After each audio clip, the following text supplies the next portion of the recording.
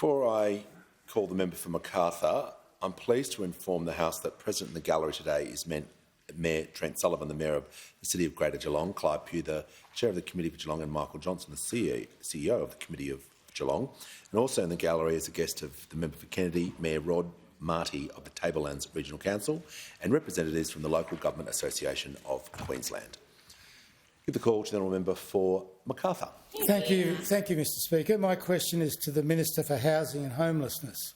How is the Albanese Labor government working to deliver more homes for more Australians as part of its plans to help with cost of living pressures? Call to the Minister for Housing, the Minister for Homelessness and the Minister for Small Business. Thank you, Mr Speaker, and I thank the member for Macarthur for this important question, because he knows, like all of us on this side of the House and some of the others on the crossbench here, that too many Australians are having a tough time, particularly those, of course, who are renting or have a mortgage.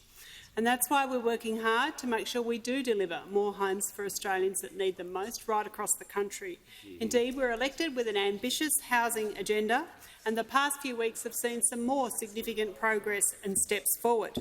This month, we delivered a historic investment through Housing Australia, which is more than $500 million in federal government support for 1,370 new rental homes across Melbourne. That's 1,370 new homes through Housing Australia, Mr Speaker. This groundbreaking commitment came just one day after the start of the $10 billion Housing Australia Future Fund.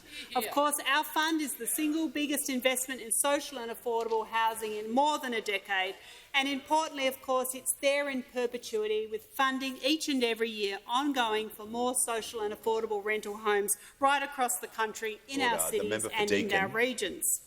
And of course, it is 30,000 rental homes in the first 5 years of that fund, Mr Speaker.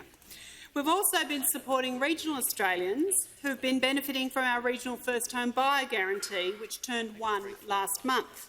More than 10,000 people in regional Australia have taken advantage of the support since we introduced it early. And they're amongst the more than 73,000 Australians right across Australia that we've helped into their first home under the Albanese Labor government.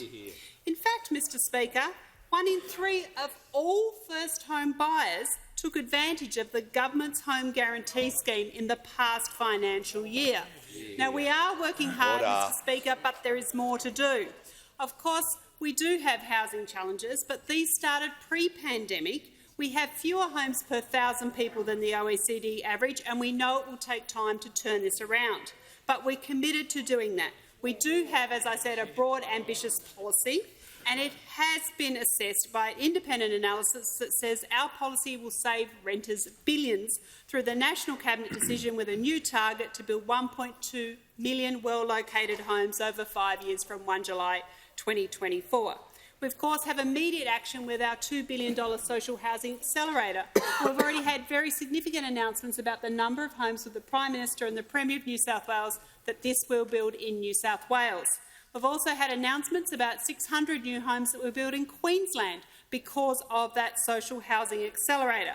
And this comes on top of our booster Commonwealth rent assistance, our changes to build to rent, and of course billions in more financing for more social and affordable homes right around the country. We're working hard, but there's more to do. The Minister's time has concluded.